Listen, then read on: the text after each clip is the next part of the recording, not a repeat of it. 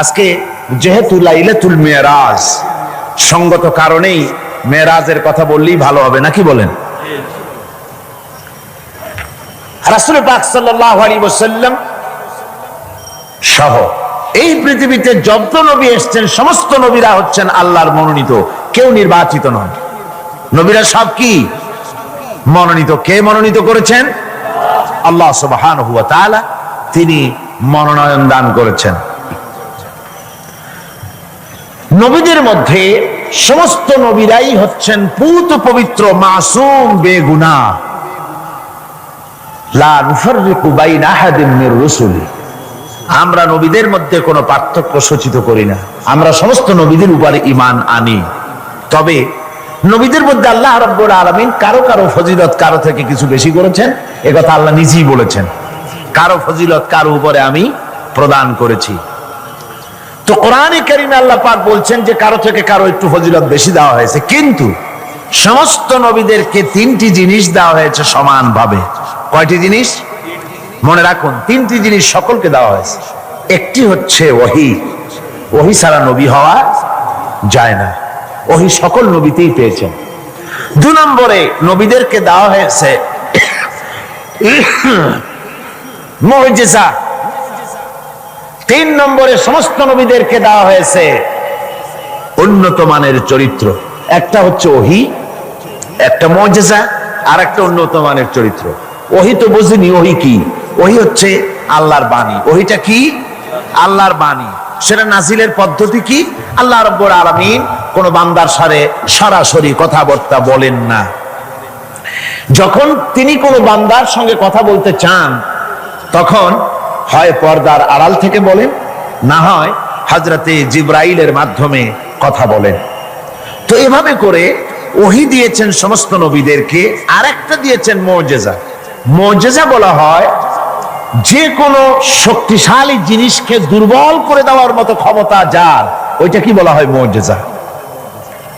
আর এই মুজিজা দেওয়া হয়েছে যে যুগে যে জিনিসের প্রভাব বেশি, ওই প্রভাবিত জিনিস, ওই প্রভাব সম্পন্ন জিনিসটাকে, শক্তিশালী জিনিসটাকে দুর্বল করে দেওয়ার মতো শক্তি আল্লাহ নবীদেরকে দান করে দিয়েছেন। যেমন এক একজনকে এক এক মুজিজা দেওয়া হয়েছে। যেমন হযরতে দাউদ আলাইহিস সালাম, আল্লাহ রাব্বুল আলামিন তাকে মুজিজা দান করেছিলেন। তিনি ছিলেন অস্ত্র নির্মাতা, অস্ত্র তৈরি করতেন, লোহা দিয়ে অস্ত্র তৈরি করতেন। অস্ত্র যারা বানায়, লোহা দিয়া যারা জিনিস বানায়, লোহাকে শ্বাসে আনবার জন্য, ইচ্ছে মতো গড়ার জন্য লোহাকে পোড়াতে হয়, পোড়ায়া নরম বানায়া পিটায়া তারপরে আকৃতিতে আনা লাগে। হযরত দাউদ আলাইহিস সালামের মুজিজা ছিল লোহা দিয়ে অস্ত্র তৈরি করার সময় আগুনে পোড়ানোর তার দরকার হতো না। যখন যেমন ইচ্ছে করতেন লোহাগুলি হাতের মুঠার ভিতরে নিয়ে চাপ দিতেন, লোহা পানি হয়ে আঙ্গুলের ফাঁকের ভিতর থেকে পড়ে যেত। এই মুজিজা ছিল হযরতে দাউদ আলাইহিস সালামের। সুলাইমান আলাইহিস সালামের মুজিজা ছিল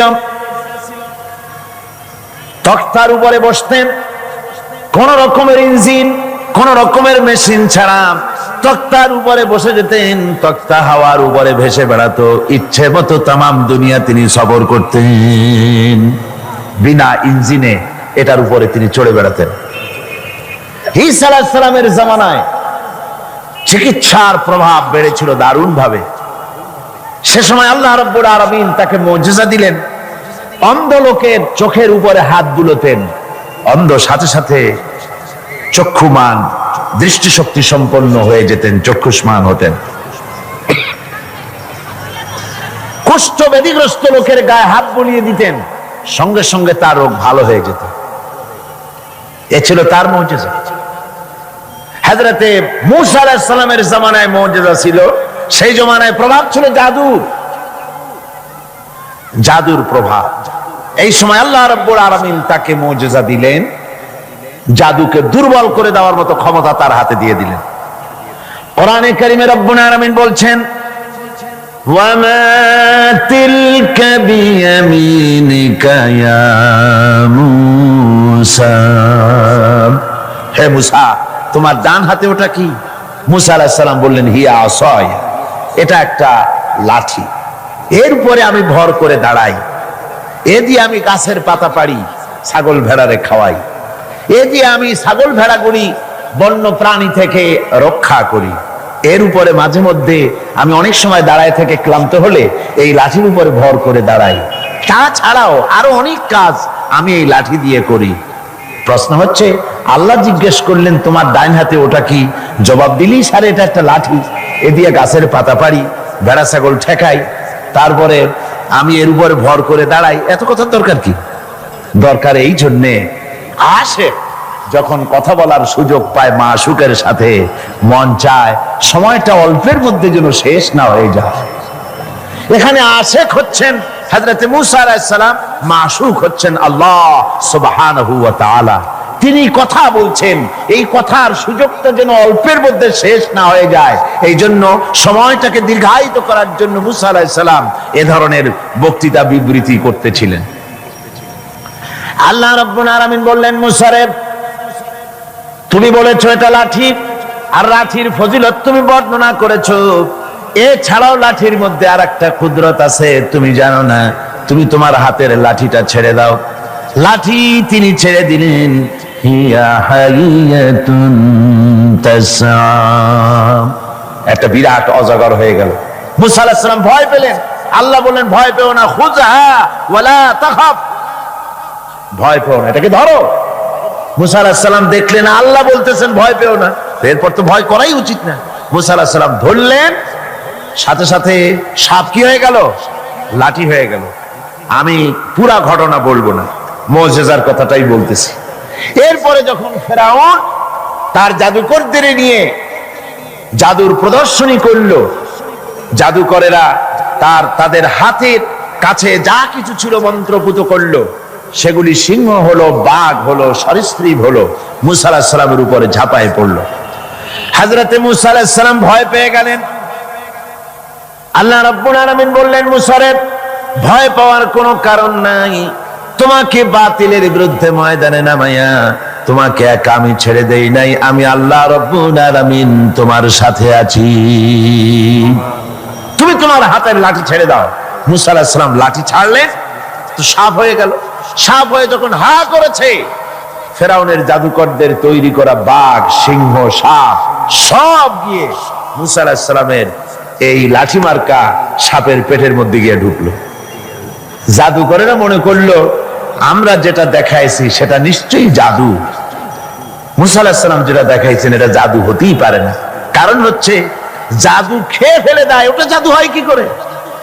এটা জাদু না, এটা জাদুর চাইতে বড় কোনো জিনিস, জাদুর বাবা অথবা দাদা, এই জাতীয় কিছু একটা হবে। বন্ধুগণ, এর নাম মুজিজা। এর নাম কি? মুজিজা। রাসূল পাক সাল্লাল্লাহু আলাইহি ওয়াসাল্লাম যখন পৃথিবীতে আসেন, তখন ছিল সাহিত্যের প্রভাব।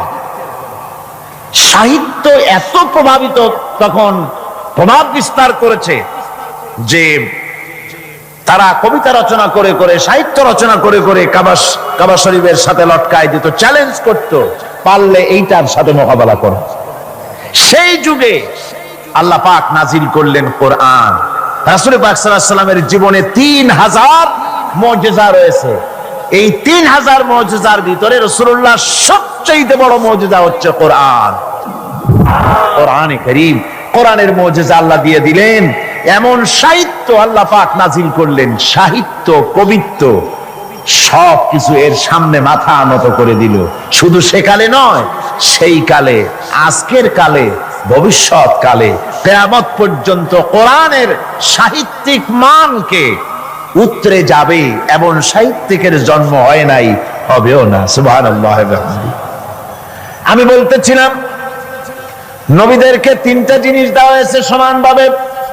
ওহী দেওয়া হয়েছে, মুজিজা দেওয়া হয়েছে, উন্নত মানের চরিত্র দেওয়া হয়েছে। হযরতে দাউদ আলাইহিস সালামকে যে মুজিজা দেওয়া হলো, দাউদ আলাইহিস সালাম ইন্তেকাল করলেন, মুজিজা তার কবরে চলে গেল। আজ আর পৃথিবীতে কোন মানুষ লোহা ধরে চাপ দিলে পানি হয়ে পড়ে যাবে না। সুলাইমান আলাইহিস সালাম ইন্তেকাল করলেন, মুজিজা কবরে নিয়ে চলে গেলেন। আজ আর পৃথিবীর কোন মানুষ বিনা ইঞ্জিনে তক্তায় বসলে প্লেনের মতো করে আর উড়বে না। হযরতে মুসা আলাইহিস সালাম ইন্তেকাল করেছেন, মুজিজা তার কবরে চলে গেছে। আজ আর যত ফুফা দেওয়া হোক না কেন, কোন ফুতে লাঠি আর সাপ হবে না। কি বলেন, লাঠি আর সাপ হবে কারো? হবে না।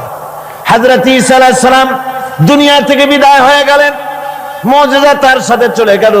হযরত ঈসা আলাইহিস সালামকে আল্লাহ রাব্বুল আলামিন উঠায় নিলেন। তিনি ইন্তেকাল করেন নাই, তাকে আল্লাহ উঠায় নিয়েছেন। হযরত ঈসার সাথে মুজিজাও চলে গেল। আজ আর কেউ জন্মানদের চোখের উপরে হাত বুলালে চোখ ভালো হয় না, তার মানে নবীরাও শেষ, মুজিজাও শেষ। একজন মাত্র নবী জনাবে মুহাম্মদ রাসূলুল্লাহ সাল্লাল্লাহু আলাইহি ওয়াসাল্লাম ইন্তেকাল করেছেন, কিন্তু তার মুজিজা কবরে নিয়ে যান নাই। তার মুজিজা কোরআন আজও আছে, আর কিয়ামত পর্যন্ত রাসূলুল্লাহর মুজিজা থাকবে। রাসূল পাক সাল্লাল্লাহু আলাইহি ওয়াসাল্লামের মুজিজা চিরন্তন, শাশ্বত, কিয়ামত পর্যন্ত তা টিকে থাকবে। সুবহানাল্লাহ পড়ে। আমার ভাইরা, সে কোরআন আপনারা শুনতে এসেছেন, লাইলাতুল মেরাজে অবতীর্ণ করেছেন, আর হেফাজতের দায়িত্ব নিয়েছেন।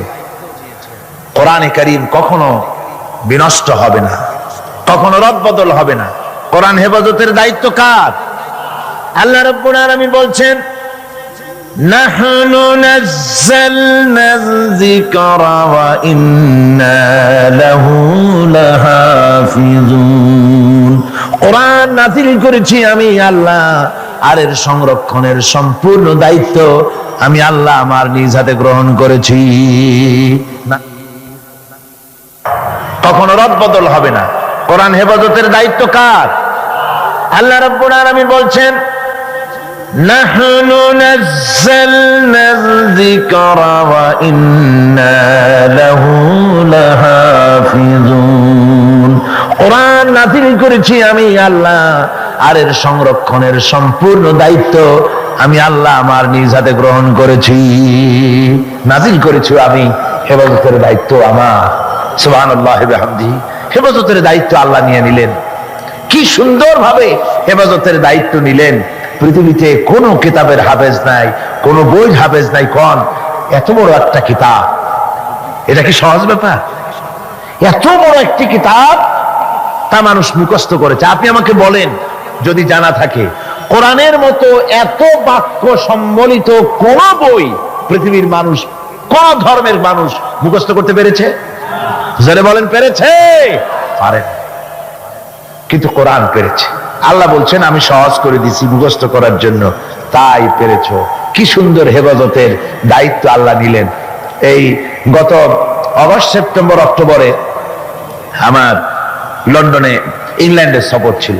তো একটা মাদ্রাসায়, ক্যানন স্ট্রিট এর এক মাদ্রাসার হেফজখানার একটা কি বলে তাহফিজুল কোরআন মাদ্রাসার বার্ষিক মাহফিলে বক্তৃতা করছিলাম। বিভিন্ন জায়গায় কোরআনে কারীমের মাহফিলে, হেফজখানায় ইংল্যান্ডে আলহামদুলিল্লাহ অনেক হেফজখানা হয়েছে। টাইটেল মাদ্রাসা 3টা হয়েছে সেখানে, আলহামদুলিল্লাহ পড়ে 3টা টাইটেল মাদ্রাসা হয়েছে। Islamic kindergarten school, high school, college এর সংখ্যা হয়েছে 30টি, আর হাজার হাজার মসজিদ হয়েছে, আলহামদুলিল্লাহ পড়ে। তো এরকম একটি হেফজখানার তারা তাদের বার্ষিক মাহফিল আমাকে দাওয়াত দিয়েছে। ওই হাফেজদের মাথায় পাগড়ি দস্তরবন্দি করতে হবে। তো আমাকে দাওয়াত দেওয়া হলো। একটা ছেলের মাথায় পাগড়ি পরালাম, তার বয়স খুব, আমার মনে হলো 8 বছর হবে। কোরআনে কারীমের হাফেজ হয়েছে। তাকে পাগড়ি পরায় আলোচনার মধ্যে আমি বললাম যে আল্লাহ পাক যেন আটলান্টিক মহাসাগরকে একটা ঝিনুকের মধ্যে ভরে দিয়েছেন। এই বাচ্চা ছেলেটা একটা ঝিনুকের মতো, আর কোরআনে কারীম আটলান্টিক মহাসাগরের মতো, তার থেকেও বড়। এই ঝিনুকের মধ্যে আল্লাহ পাক হেফাজত করেছেন। কোরআনে কারীম আল্লাহ পাক এভাবে মানুষকে মুখস্থ করার সুযোগ করে দিয়ে কোরআন হেফাজতের ব্যবস্থা করেছেন। এই কোরআনে কারীম যার উপরে অবতীর্ণ হয়েছে, তিনি হচ্ছেন বিশ্বের সর্বকালের, সর্বযুগের সর্বশ্রেষ্ঠ মহামানব তিনি হচ্ছেন বিশ্ব নবী জনাব মুহাম্মদ রাসূলুল্লাহ, সবাই বলেন সাল্লাল্লাহু আলাইহি ওয়াসাল্লাম। তারই মেরাজের রাত আজকে। পৃথিবীর কোন পয়গম্বরের মেরাজ হয়নি, একমাত্র হুজুরের মেরাজ হয়েছে। তার কারণ হুজুরের সম্মান সবচাইতে বেশি। সবচাইতে সম্মান কার বেশি? একটু জিকির করেন জোরে সোরে, লা ইলাহা ইল্লাল্লাহ। জাযাকাল্লাহ।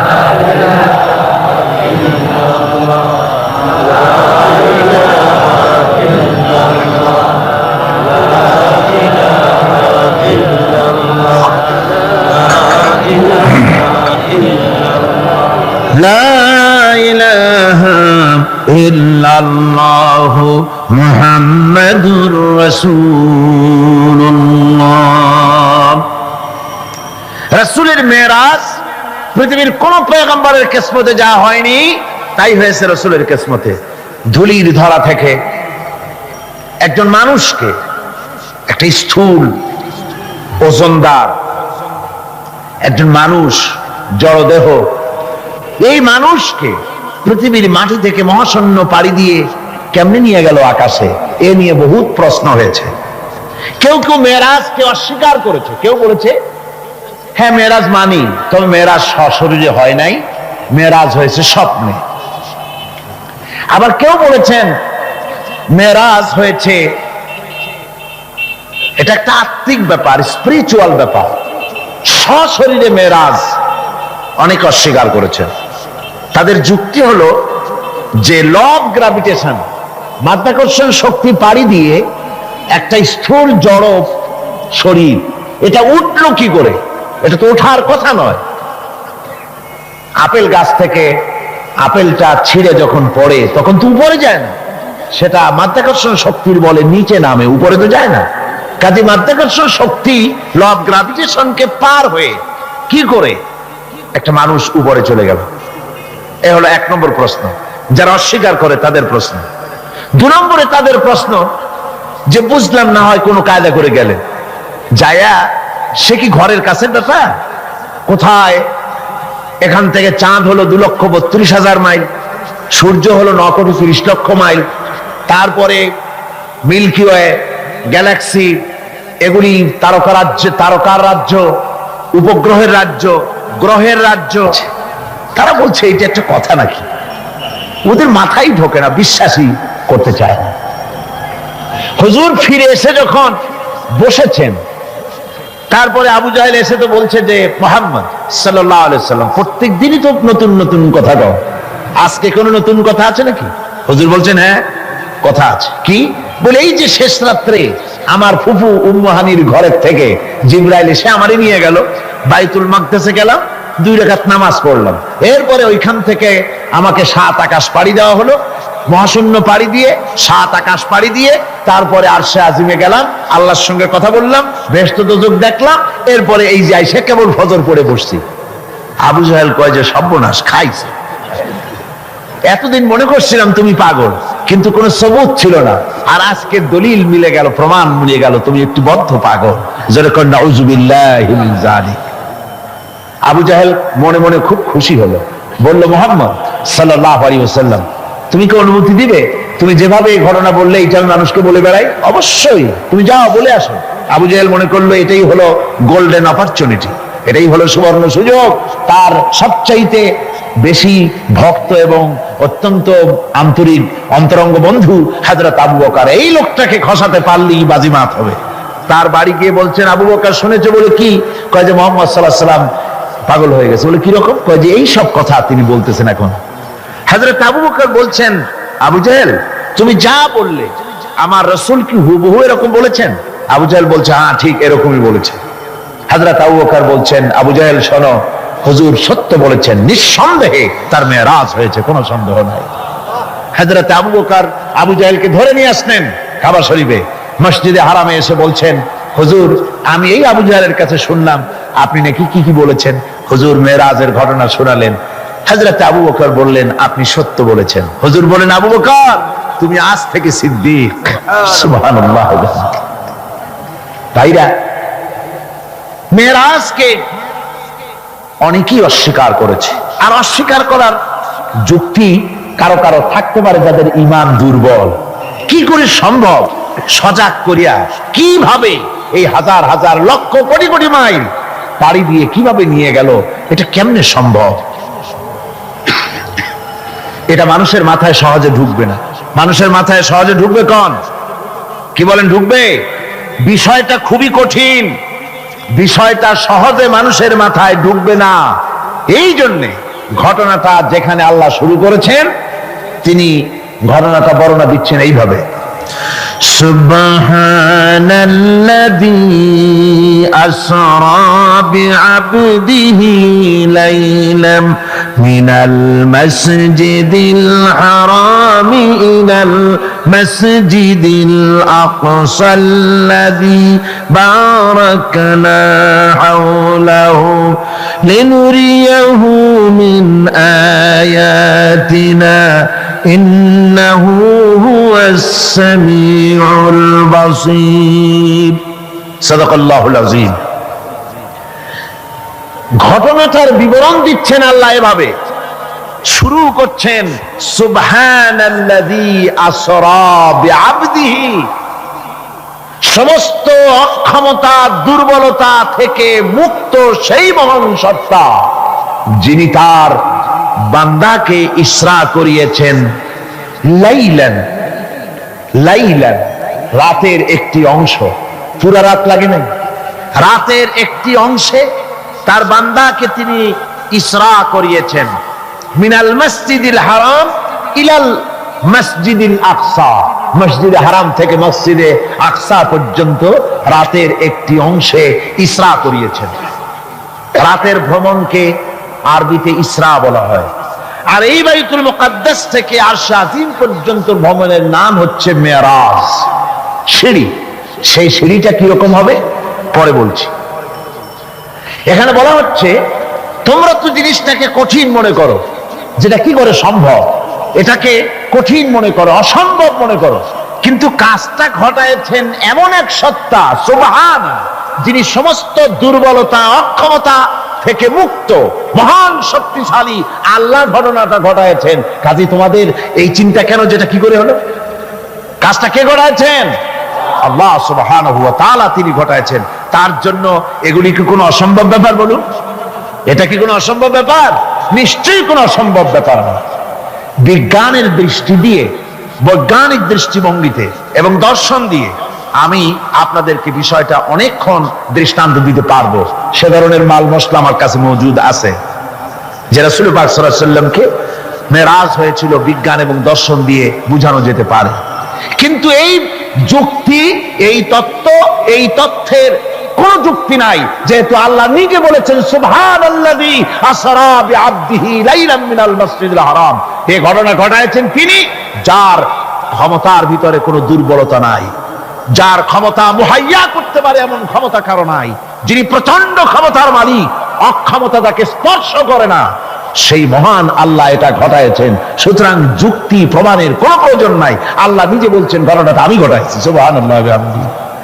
তারপরে বলা হচ্ছে যে তিনি ফিরে এলেন, ওই যে বোরাক, হাদিস শরীফে এসেছে বোরাকে করে তাকে নেওয়া হয়েছে। তো বোরাকে করে নেওয়া হয়েছে, বোরাকটা কেমন? সেই বোরাক আমরা আবার বানাইছি, আমাদের তো বুদ্ধি কম না, আমাদের দেশের লোকের আবার বোরাক বানায় ছাড়ছে। ঘোড়ার মতো বডি, মানুষ মেয়ে লোকের মতো একটা মাথা, খুব সুন্দর চুপ, তারপরে চুল টুল ঝুলানো, এরকমের দুইটা ডানা আছে ঘোড়ার পিঠের উপরে, নিচে লেখা আছে হাযা বুরাকুন নবী সাল্লাল্লাহু আলাইহি ওয়াসাল্লাম। আর এইটাকে বরকতের জন্য মুসলমানেরা ঘরের মধ্যে টানায় রাখেন, দেখছেন আপনারা এরকম। এরপরে আবার আরো একটা জিনিস বরকতের জন্য ইদানিং বেরিয়েছে, 15 টাকা 20 টাকা বিক্রি হয়, সুন্দর সুন্দর অফসেট পেপারে হুজুর সাল্লাল্লাহু আলাইহি ওয়াসাল্লামের পাগড়ি, হুজুর সাল্লাল্লাহু আলাইহি ওয়াসাল্লামের পায়ের জুতা, তারপরে হুজুর সাল্লাল্লাহু আলাইহি ওয়াসাল্লামের হাতে লেখা চিঠি, কই কই থেকে এগুলি সংগ্রহ করে এগুলি বিক্রি করার ব্যবস্থা করছে লোকেরা, বরকতের জন্য এগুলি রাখতেছে। হুজুর সাল্লাল্লাহু আলাইহি ওয়াসাল্লামের পাগড়ির কোন ছবি পৃথিবীর কোন মানুষের কাছে থাকার কোনো প্রমাণ নাই। সুতরাং এগুলি বাজে, এগুলি কিনে রেখে বরকতের জন্য এগুলি রাসূলকে তাওহীন করা হয়, এর দ্বারা ইজ্জত করা হয় না। রাসূলের পাগড়ি 20 টাকা দিয়ে কিনবেন আপনি? আজীব তামাশা। বোরাক বানানো হয়েছে। বোরাক হচ্ছে কি? বোরাক হচ্ছে অর্থাৎ যে জানে করে তাকে নেওয়া হয়েছিল, সেটা ছিল বোরাক বারকুম থেকে বৈদ্যুতিক শক্তি সম্পন্ন, এমন বৈদ্যুতিক শক্তি। বিদ্যুৎ তো আলো, বিদ্যুৎ কি? আলো। আর আলোর শক্তি কত? আলোর গতি হচ্ছে প্রতি সেকেন্ডে 1,86,000 মাইল। এটা হলো আলোর গতি। আল্লাহ পাক রাসূলকে যে জানে করে নিয়েছিলেন সেটা ছিল এই ধরনের একটি প্রচন্ড গতি সম্পন্ন একটি যান। এই জানে করে আল্লাহ তাকে নিয়ে গেলেন, তারপরে তাকে ফেরত দিলেন। এসে তিনি দেখলেন যে উজু করে গেছিলেন সেই উজুর পানি তখনও গড়াচ্ছে। এটা কি করে সম্ভব? এটা সম্ভব এইভাবে সম্ভব। আমি একটা দৃষ্টান্ত শুধু দিতে বাধ্য হচ্ছি, দৃষ্টান্ত দেওয়ার কোনো প্রয়োজন পড়ে না, যেহেতু কাজটা আল্লাহ করেছেন। কাজটা কে করেছেন? বোঝার জন্য ছোট্ট একটা দৃষ্টান্ত দেই, তাহলে বুঝতে একটু সুবিধা হবে। যেমন আমাদের দেশে বিভিন্ন সময় বিভিন্ন দেশ থেকে রাষ্ট্রপ্রধানরা আসে। ওই রাষ্ট্রপ্রধানরা আসতে পরে এয়ারপোর্ট থেকে নিয়ে শুরু করে অতিথি ভবন অথবা বঙ্গভবন পর্যন্ত কয়েকটা রাস্তা গভর্নমেন্ট নিয়ন্ত্রণ করে। এই রাস্তাসমূহে ট্রাফিক চলাচল বন্ধ করে দেওয়া হয়। পত্র পত্রিকা, রেডিও, টেলিভিশন ঘোষণা করে যে রাষ্ট্রীয় অতিথি বিমানবন্দর থেকে শুরু করে তার অতিথি ভবন পর্যন্ত না যাওয়াকালীন এই রাস্তায় সাধারণ যানবাহন চলাচল করবে না, বেলা এতটা থেকে এতটা পর্যন্ত বন্ধ থাকবে। তারপরে মেহমান চলে গেল, মেহমান নামলো, গাড়িতে উঠলো, মোটর শোভাযাত্রা সহকারে তাকে অতিথি ভবন অথবা বঙ্গভবন নিয়ে যাওয়া হলো। এরপরে স্বাভাবিক প্রক্রিয়া, আবার ট্রাফিক চলাচল শুরু হয়ে গেল। এই রাস্তাসমূহে ট্রাফিক চলাচল বন্ধ করে দেওয়া হয়। পত্র পত্রিকা, রেডিও, টেলিভিশন ঘোষণা করে যে রাষ্ট্রীয় অতিথি বিমানবন্দর থেকে শুরু করে তার অতিথি ভবন পর্যন্ত না যাওয়াকালীন এই রাস্তায় সাধারণ যানবাহন চলাচল করবে না, বেলা এতটা থেকে এতটা পর্যন্ত বন্ধ থাকবে। তারপরে মেহমান চলে গেল, মেহমান নামলো, গাড়িতে উঠলো, মোটর শোভাযাত্রা সহকারে তাকে অতিথি ভবন অথবা বঙ্গভবন নিয়ে যাওয়া হলো। এরপরে স্বাভাবিক প্রক্রিয়া, আবার ট্রাফিক চলাচল শুরু হয়ে গেল। আবার বাইরে এইটা যদি পৃথিবীর সামান্য সলিমদ্দি কলিমদ্দির জন্য যদি এই ব্যবস্থা হয়, এই দুনিয়ার প্রেসিডেন্ট গুলা, এই পৃথিবীর নেতৃস্থানীয় ব্যক্তিবর্গ সলিমদ্দি কলিমদ্দি ছাড়া আর কিছুই না। আজ আছে কাল নাই, ঠিক কিনা গণ? আজ আছে কাল নাই, কিন্তু এদের মাথায় সেই আকল নাই, বুঝতে চেষ্টা করে না।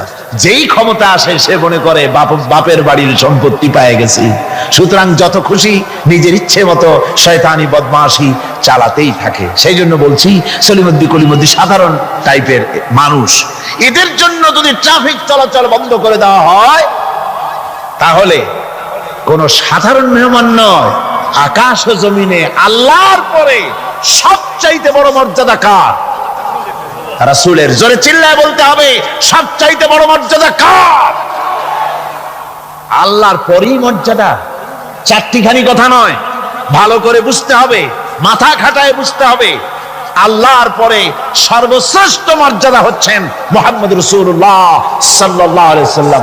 আল্লাহর কাছে রাসূলের চাইতে বড় মেহমান আর কি কেউ আছে? আর কেউ আছে? এই শ্রেষ্ঠ মেহমানকে দাওয়াত দিয়েছেন আল্লাহ নিজে, আর সে আজিমে দাওয়াত দিয়েছে।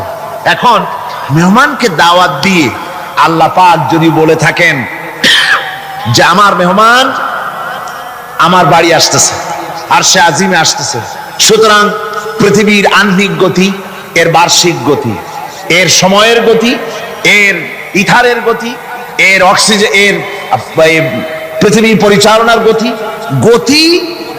গতিবিজ্ঞান যাকে বলা হয়, এই গতি, এই শক্তি, এই পরিচালনা শক্তি, সময়, কাল, সবটাকে আল্লাহ যদি স্টপ করে দিয়ে থাকেন, দাঁড়িয়ে থাকো জায়গায়, রাত এখন 3টা 45 মিনিট 35 সেকেন্ড, এখানে দাঁড়িয়ে থাক, আমার মেহমান আরশে আজিম ভ্রমণ করে আমার সঙ্গে কথা বলে বেহেশত দোজখ দেখে তারপরে যখন বাড়ি যাবে, এরপরে 3টা 35 মিনিট 47 সেকেন্ড থেকে আবার চালু হবে।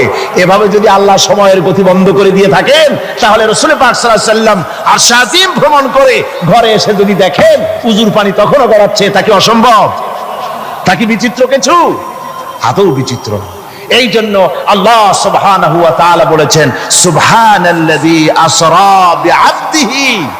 দেখুন কাজটা ঘটায়ছেন আল্লাহ পাক, তারপরে বলছেন যে তিনি তার বান্দাকে বিআবদিহি, তার বান্দা।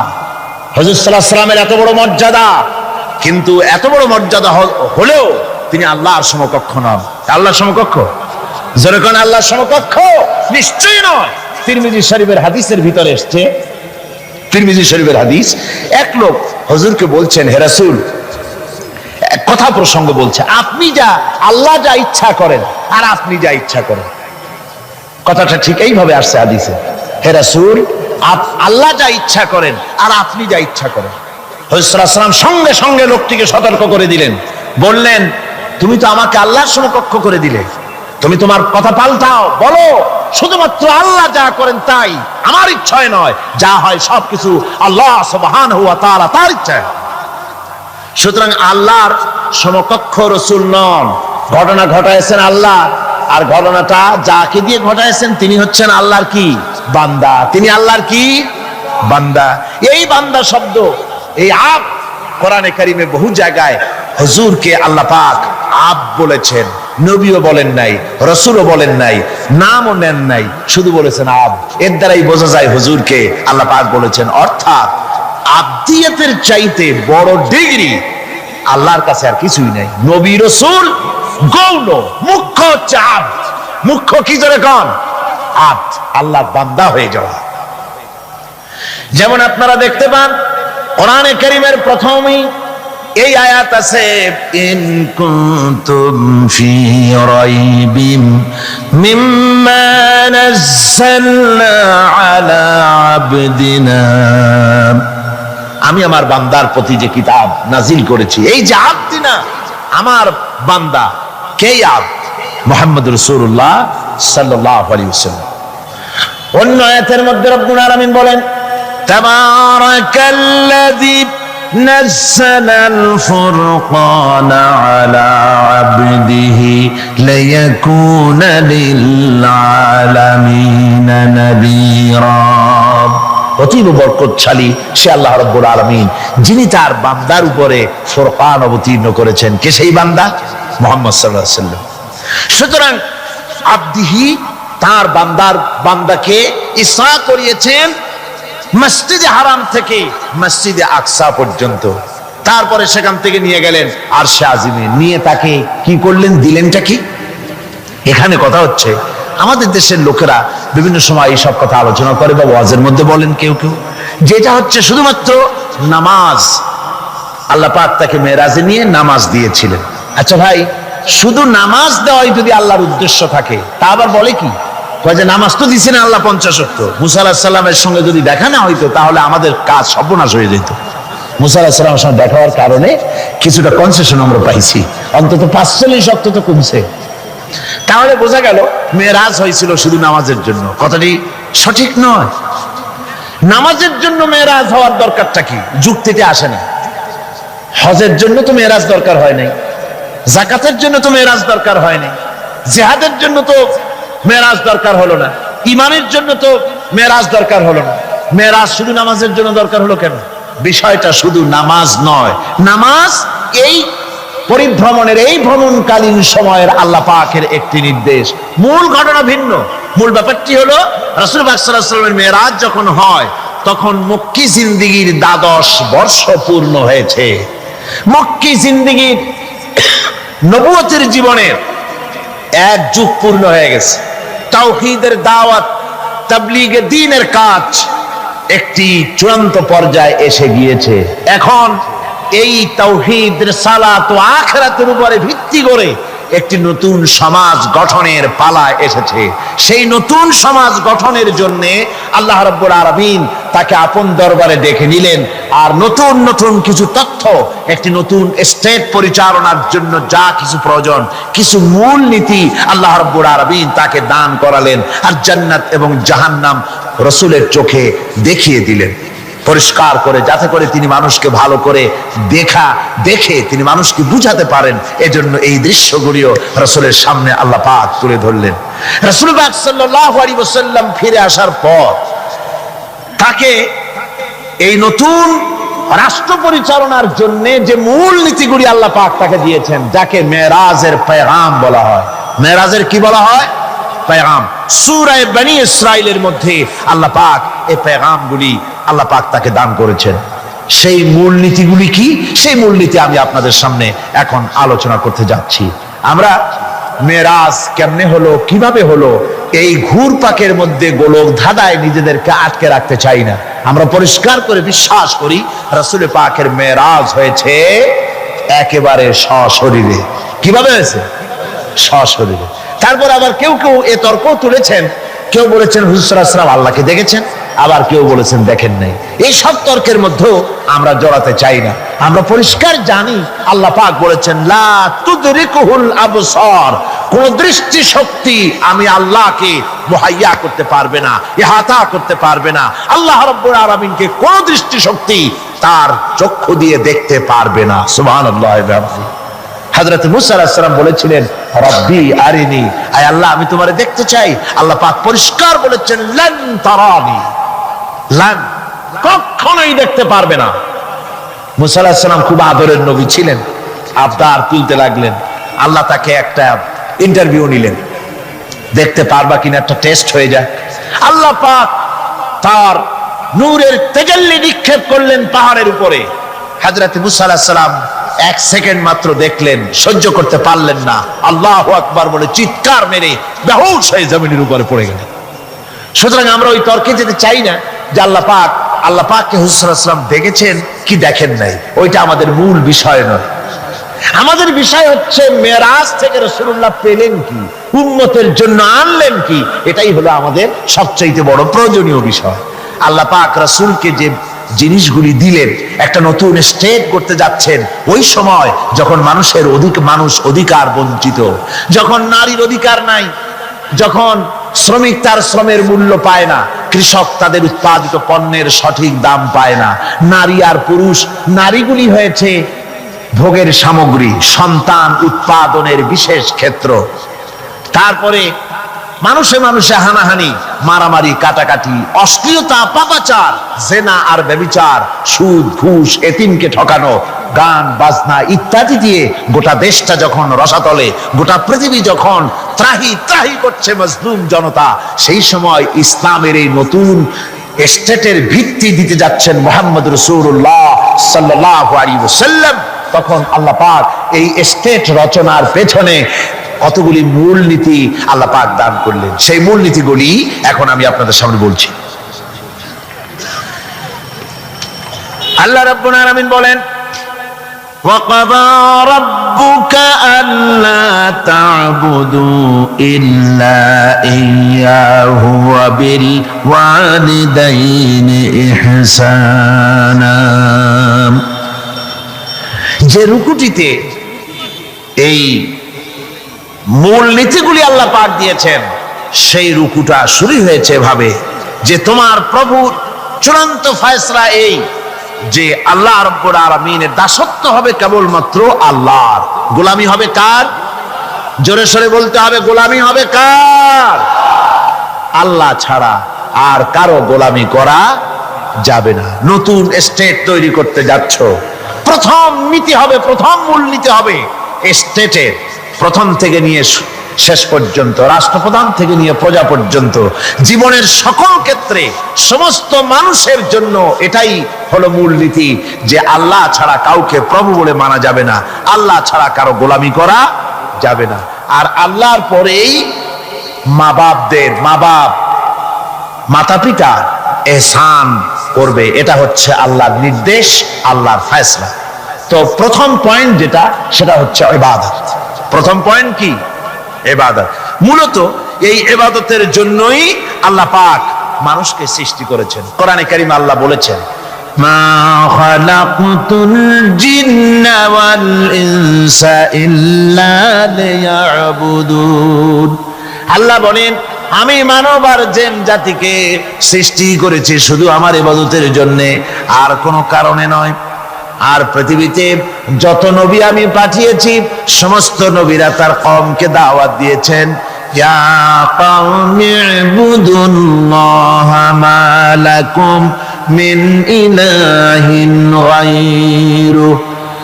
আল্লাহ রাব্বুল আলামিন বলেন দুনিয়ায় যত নবী পাঠানো হলো, সমস্ত নবীরা তার জাতিকে ডেকে বলেছেন হে আমার জাতি, হে আমার কওম, এক আল্লাহর গোলামি করো, তিনি ছাড়া তোমাদের কোনো ইলাহ নাই।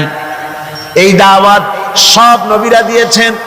আল্লাহ পাক বলেন এমন কোন জাতি নাই, এমন কোন উম্মত নাই যাদের কাছে নবী আমি পাঠাই নাই। ওয়ালাকাদ বাসনা ফি কুল্লি উম্মাতির রাসূলা আনি ইবুদুল্লাহা ওয়াজতানিবুত তাগুত। আমি প্রত্যেক জাতির জন্য রাসূল প্রেরণ করেছি, আমি প্রত্যেক জাতির জন্য নবী প্রেরণ করেছি। তাদের দাওয়াত ছিল আনি ইবুদুল্লাহ ওয়াজতানিবুত তাগুত, এক আল্লাহর গোলামি করো, এক আল্লাহর দাসত্ব করো, আর তাগুতকে বর্জন করো। তাগুত হচ্ছে সেই শক্তি যে শক্তি শুধু নিজেই আল্লাহর আইন অমান্য করে বসে থাকে না, বরং অন্যদেরকেও আল্লাহর আইন অমান্য করতে বাধ্য করে। কোরআনে কারীমের মধ্যে বলছেন ওয়ালাকাদ যারানা লিজাহান্নামা কাসীরাম মিনাল জিন্নি ওয়াল ইনস লাহুম কুলুবুন লা ইয়াফকাহুনা বিহা ওয়া লাহুম আ'য়ুনুন লা ইউবসিরুনা বিহা ওয়া লাহুম আযানুন লা ইয়াসমাউনা বিহা উলাইকা কাল আনআম বাল হুম আযাল উলাইকা হুমুল গাফিলুন। ওয়ালাকাদ যারানা লিজাহান্নামা কাসীরাম মিনাল জিন্নি ওয়াল ইনস, মানুষ এবং জিন জাতির ভিতরে একটি বিরাট সংখ্যক, একটি বিশাল সংখ্যক মানুষ আর জিনকে জাহান্নামের জন্য তৈরি করা হয়েছে। এদের পরিণতি হবে জাহান্নাম। কাদের? লাহুম কুলুবুন লা ইয়াফকাহুনা বিহা, যাদেরকে আমি কালব দিয়েছি, অন্তঃকরণ দিয়েছি, সেই অন্তঃকরণ দিয়ে, সেই মন দিয়ে, সেই চিন্তা দিয়ে, সেই চেতনা দিয়ে, সেই প্রজ্ঞা দিয়ে, সেই মেধা দিয়ে তারা আমাকে চিনতে চেষ্টা করলো না। এদের বিবেক আছে, সব বুঝেছে, কিন্তু আমাকে বুঝতে পারে নাই। এরা চাঁদের সৌন্দর্য বর্ণনা করেছে, এরা সূর্যের সৌন্দর্য বর্ণনা করেছে, এরা ফুলের সৌন্দর্য বর্ণনা করেছে, কিন্তু ফুলের ঘ্রাণ কে দিল তাকে তারা খুঁজে পায় নাই। কাল্ব দিয়েছি, বিবেক দিয়েছি, কিন্তু এই বিবেক দিয়ে তারা বিবেচনা করতে চেষ্টা করে নাই, চিন্তা করে আমাকে পায় নাই। প্রিয় ভাই, সব নাস্তিক হয় কারা? কোন বিজ্ঞানী, বড় বড় বিজ্ঞানী, চিকিৎসা বিজ্ঞানী, এরা কিন্তু নাস্তিক হয় না। নাস্তিক হয় সাহিত্যিক আর দার্শনিক, এরাই নাস্তিক হয় বেশি। যারা বড় বড় বিজ্ঞানী আকাশ নিয়ে গবেষণা করে, জমিন নিয়ে গবেষণা করে, মানুষের হিউম্যান বডি এটা নিয়ে চিন্তা করে গবেষণা করে, আল্লাহরে না মানলো অন্তত চিন্তা করে নিশ্চয়ই এই সিস্টেমের পেছনে কোনো না কোনো মহাশক্তি কাজ করছে। যার কপাল ভালো সে তো ইসলাম কবুল করে, আর কপাল ভালো না হলে অন্তত দেয়ার ইজ নো গড এই কথা বলে না, মনে করে কোনো একটি স্পিরিট, কোনো একটি শক্তি এর পেছনে কাজ করছে। কেবলমাত্র শান্তিনিকেতনের মুরিদ যারা, ওইখানকার খলিফা যারা, এরকমের সাহিত্যিক, এরকমের দার্শনিক, ওরাই দুনিয়ার সব বোঝে, আল্লাহরে বোঝে না। এদের চোখ দিয়েছি, এরা দুনিয়ার সব সৌন্দর্য উপভোগ করে, কিন্তু আমাকে চিনতে চেষ্টা করে না। তারা আমার কিতাব দেখে না, আমার সৃষ্টি দেখে আমাকে অনুভব করতে চেষ্টা করে না। এদের কান দিয়েছি, সব শোনে, কিন্তু আমার হক কথা তাদের কর্ণকুহরের ভিতর থেকে কালবের মধ্যে প্রবেশ করে না।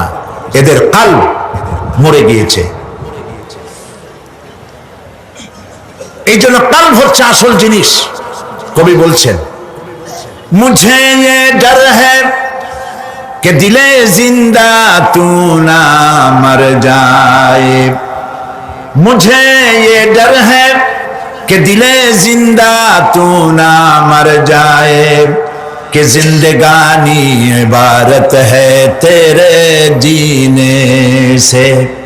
मुझे ये डर है कि दिले जिंदा तू ना मर जाए, আমার এই ভয় হয় হে আমার জীবিত আত্মা তোর জন্য মৃত্যু না হয়ে যায়। কারণ তোর বেঁচে থাকার অর্থই হলো আমার বেঁচে থাকা, আর তুই মরে যাওয়ার অর্থ হলো আমি মরে যাওয়া। যে যার বিবেক মারা গেছে তার বেঁচে থাকার কোনো লাভ নাই। বিবেক জাগ্রত সচেতন ওই সব মানুষের যারা আল্লাহ পাকের সৃষ্টি নৈপুণ্যতা দেখে মাথা সিজদায় অবনত করে দেয়। আল্লাহ পাক বলছেন, কাল্ব দিলাম, গবেষণা করলো না, চোখ দিলাম, দেখলো না, কান দিলাম, শুনলো না, এদের অবস্থা কি? আল্লাহ রাব্বুল আলামিন বলেন, উলাইকা কাল আনআম, এরা চতুষ্পদ জানোয়ারের মতো, এরা পশু। এরপরে আল্লাহ পাক বলছেন, বালহুম আদাল, পশুর চাইতে নিকৃষ্ট। প্রিয় ভাই সব, জাহান্নাম বড় কঠিন জায়গা। হাসরবাসীরা জাহান্নামের গর্জন শুনতে পাবে। খুব কঠিন জায়গার দিকে আমরা প্রতি মুহূর্তে অগ্রসর হচ্ছি। আল্লাহ যেন জাহান্নাম থেকে আমাদেরকে রক্ষা করেন, আমরা বলি আমিন। কিয়ামতের ময়দানে জাহান্নামের গর্জন হাসরবাসীরা শুনতে পাবে। আল্লাহ রাব্বুল আলামিন বলেন, ইযা উলকু ফিহা সামিউ লাহা শাহীকান ওয়া হিয়া তাফুর। যখন জাহান্নাম গর্জন করতে থাকবে, জাহান্নামের প্রচন্ড গর্জন, তাকাদু তামাইয়াজু মিনাল গায়জ, মনে হবে যেন জাহান্নাম গোসায় ফেটে পড়তে চাইছে।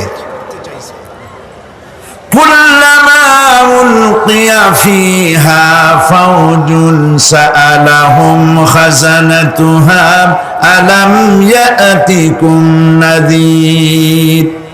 যখন কোন দলকে জাহান্নামের কাছে নিয়ে যাওয়া হবে, জাহান্নামের দ্বার রক্ষী বলবে, কেন জাহান্নামে আসলি? এই কঠিন জাহান্নামের পরিণতি সম্পর্কে কেউ কি তোমাদেরকে কিছুই শোনায় নাই? কোন সতর্ককারী কি তোমাদের কাছে আসে নাই? জাহান্নামীরা বলবে, ক্বালু বালা ক্বাদ জাআনা নাযীর, হ্যাঁ আমাদের কাছে সতর্ককারী এসেছিল। ফাকাযযাবনা ওয়া কুলনা মা নাযালাল্লাহু মিন শাই, আমরা সতর্ককারী আমাদেরকে জাহান্নামের কথা বলেছে, জান্নাতের কথা বলেছেন, আমরা এটাকে মিথ্যা মনে করেছি আর মনে করেছি আল্লাহ সব কিছুই নাজিল করেন নাই। জাহান্নামীরা আফসোস করে বলবে, ওয়া ক্বালু লাউ কুন্না নাসমাউ আও নাআকিলু মা কুন্না ফি আসহাবিস সাঈর। আরে যদি শুনতাম, নাসমাউ মানি মানতাম, যদি মানতাম, আলেমেরা যা বলেছিলেন কোরআন থেকে হাদিস থেকে, নবীরা যা বলেছিলেন, যদি মানতাম আর যদি বুঝতাম, আমল করতাম, আজকে জাহান্নামের কঠিন শাস্তির মুখোমুখি আমাদেরকে হতে হতো না। প্রিয় ভাই সব, জাহান্নাম বড় কঠিন জায়গা হবে। এই জাহান্নামে কারো মৃত্যু হবে না। এই পৃথিবীতে রোগ হোক, যত বড় মারাত্মক রোগ হোক, একদিন রোগী জরা জীর্ণ হয়ে ক্লান্তি হয়ে মৃত্যু হয়ে যাবে ঠিক, কিন্তু মানুষ যখন জাহান্নামে চলে যাবে, মৃত্যু যতই কামনা করুক না কেন, মৃত্যু আর আসবে না। আল্লাহ পাক বলেছেন, সুম্মা লা ইয়ামুতু ফিহা ওয়া লা ইয়াহইয়া। জাহান্নামের কঠিন শাস্তি, মানুষ সেখানে বাঁচবেও না, মরবেও না, এমন এক দুরবস্থার মুখোমুখি হতে হবে পৃথিবীর মানব মণ্ডলীকে, কাফেরদেরকে, যারা জাহান্নামে যাবে। জাহান্নামীরা মৃত্যু কামনা করবে, বলবে, আরে যদি মরে যাইতাম। কোরআনে কারীমে রব্বুল আলামিন বলেছেন, লা তাদউ সুবুরান ওয়াহিদান ওয়ালা ওয়াদউ সুবুরান কাসীরা। এক মৃত্যু কামাই করো না, একটা মৃত্যু কামনা করো না। 1000 বার যদি মৃত্যু কামনা করো, মৃত্যু আর আসবে না। এই জাহান্নামের কঠিন শাস্তির ভেতরে মানুষকে থাকতে হবে। প্রিয় ভাই সব, এই জাহান্নামে সামান্য সামান্য পাপের কারণে, যে কোনো পাপের কারণেই জাহান্নাম হবে না। এই জাহান্নামে কারা যাবে তার একটি বয়ান আল্লাহ পাক কোরআন শরীফের মধ্যে বলে দিয়েছেন। একটি আয়াতের মধ্যে আল্লাহ রাব্বুল আলামিন বলেন, আলকিয়া ফি জাহান্নাম কুল্লা কাফফারিন আনিদ মান্নাইন লিল খায়রি মু'তাদিন মুরিব। প্রত্যেক অস্বীকারীকে জাহান্নামে যেতে হবে। যারাই আল্লাহ পাককে অস্বীকার করেছে তাদেরকে জাহান্নামে নিক্ষেপ করা হবে। যে সত্যের পথে প্রতিবন্ধকতার সৃষ্টি করেছে, ইসলামী আন্দোলনের সামনে বাধার সৃষ্টি করেছে, আর আল্লাহ পাকের সীমা লঙ্ঘন করেছে, দ্বীনের প্রতি সন্দেহ পোষণ করেছে, আর আল্লাহর সাথে শিরক করেছে, তাদের সকলকেই জাহান্নামে যেতে হবে। নাউযুবিল্লাহি মিন যালিক। আল্লাহ পাক এর থেকে আমাদেরকে হেফাজত করুন, আমরা বলি আমিন। প্রিয় ভাই সব, নবী রাসূলগণ তারা এই পৃথিবীতে আল্লাহর দেওয়া জীবন বিধান নিয়ে এসেছিলেন। একে অস্বীকার যারা করবে তাদেরকে কিয়ামতে জাহান্নামে নিক্ষেপ করা হবে। প্রতি মুহূর্তে আল্লাহর রহমতের উপরে বেঁচে থেকে যারা আল্লাহ পাকের কৃতজ্ঞতা স্বীকার করবে না তাদেরকেও জাহান্নামে যেতে হবে। কোরআনে কারিমে আল্লাহ পাক বলেছেন, লা ইন শাকারতুম লা আযীদান্নাকুম ওয়া লা ইন কাফারতুম ইন্না আযাবি লাশাদীদ। আমার নিয়ামতের কৃতজ্ঞতা যারা স্বীকার করবে, আমার নিয়ামতের শুকর যারা আদায় করবে, আমি তাদের নিয়ামতকে বাড়ায় দেব। আর যারা অস্বীকার করবে, শুকর আদায় করবে না, তাদের জন্য শাস্তি দেওয়া হবে। এই জন্য আল্লাহ পাকের নিয়ামতের শুকরিয়া আদায় করতে হবে। 2 নম্বরে আল্লাহ পাকের হুকুম আহকাম মেনে জীবন পরিচালনা করতে হবে। নবীরা আল্লাহ পাকের পক্ষ থেকে যে দ্বীন নিয়ে এসেছেন ওই দ্বীনের আনুগত্য করতে হবে, বিরোধিতা করা যাবে না। যারা ইসলামী আন্দোলনের বিরোধিতা করবে, আল্লাহর দ্বীন প্রতিষ্ঠার পথে যারাই বিরোধিতা করবে, জায়গা হবে কোথায়? জাহান্নাম। ভাই সব, জাহান্নাম বড় কঠিন হবে। সেদিন কেউ সুপারিশ করবে না, কোনো উপায় থাকবে না। কিয়ামতের ময়দানে আমলনামা ছেড়ে দেওয়া হবে।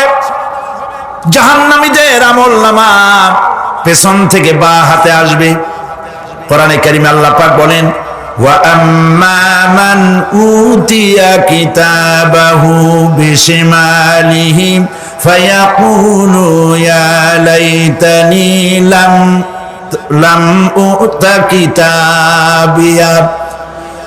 পেছন থেকে বাম হাতে যার আমলনামা আসবে, সে বলবে, আরে আমারে যদি কিতাবটা, আমার যদি আমলনামা না দেওয়াই হতো কত না ভালো হতো, আমার যদি হিসাব না নেওয়া হইতো কত ভালো হতো। ওয়ালাম আদরি মা হিসাবিয়া ইয়া লাইতাহা কানাতিল কাদিয়া। আমার হিসাব যদি আমি আদৌ না জানতাম তাহলে কতই না ভালো হতো। হায় আমার মৃত্যু যদি দুনিয়ায় শেষ হয়ে যেত, আর যদি এই ময়দানে ওঠা না লাগতো। মা আগনা আন্নি মালিয়া হালাকা আন্নি সুলতানিয়া। আজ আমার অর্থ সম্পদ কোনো কাজে লাগলো না, আমার ক্ষমতা প্রতিপত্তি কোনো কাজে লাগলো না। বড় বড় বাদশা, বড় বড় প্রেসিডেন্ট, প্রধানমন্ত্রী কিয়ামতে এতিমের মতো দাঁড়ায় থাকবে, বলবে আমার দলবল কই, যারা সেলুট দিত তারা কই, টাকা কই, পয়সা কই, বিষয় কই, সম্পত্তি কই, কিচ্ছু পাবে না। প্রিয় ভাই সব, এই পৃথিবীতে ক্ষমতা যতদিন থাকে পুলিশ সেলুট মারে, আর্মি সেলুট মারে। আমল যদি খারাপ হয় ফেরেশতা যে কি দিয়া মারবে চিন্তাই করতে পারে। আমি লক্ষ্য করেছি, পুলিশ, বিডিআর, আর্মি যখন সেলুট দেয় 2 রকম মারে, হাত দিয়া মারে আর বুট পায় আছে, এক জুতা আর এক জুতার সাথে ঠাস করে আরেকটা লাগায়।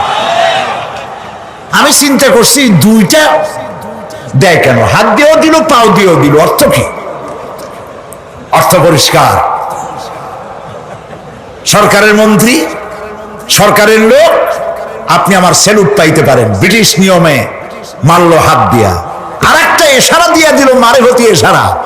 সরকারে থাইকা যদি জনগণের সর্বনাশ করেন, মুসলমান দেশের তথ্য প্রচার করে মুসলিম দেশের স্বাধীনতা যদি হরণ করতে চান, আর যদি ধরা পড়েন, তাহলে হাত দিয়া না, ওইটা দিয়ে মারবো।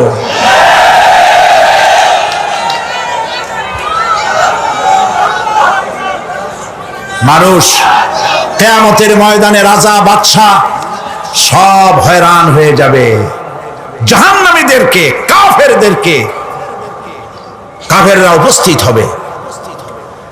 কোরআনে কারীম আমলনামা বাম হাতে, বেঈমানদের বাম হাতে আমলনামা দিয়ে আল্লাহ পাক বলবেন, খুযুহু ফাগুল্লুহু সুম্মাল জাহিমা সাল্লুহু সুম্মা সিলসিলাতি যারউহা সাবউনা যিরাআন ফাসলুকুহু। আল্লাহ পাক বলেন, পাকড়াও করো, কে ধরো, খুযুহু ধরো, ফাগুল্লুহু ওর গলায় বেড়ি লাগাও, সুম্মাল জাহিমা সাল্লুহু এরপর জাহান্নামে নিক্ষেপ করো, সুম্মা সিলসিলাতিন যারউহা সাবউনা যিরাআন ফাসলুকুহু 70 গজ লম্বা শিকল দিয়ে বাঁধো, জাহান্নামে নিক্ষেপ করো। এই জাহান্নামে ওই সব কাফিরদের জন্য হবে। এই আযাব আল্লাহ পাক কেন দিবেন, কারণ সম্পর্কে আল্লাহ পাক বলেন, ইন্নাহু কানা লা ইউমিনু বিল্লাহিল আযীম ওয়া লা ইয়াহুদ্দু আলা তুআমিল মিসকিন। কারণ হলো এরা আল্লাহ পাকের উপরে বিশ্বাস স্থাপন করত না। বড় বড় বুদ্ধিজীবী, বড় বড় বুদ্ধিজীবী, বড় বড় কবি। আহারে, আমার দেশের এক কবি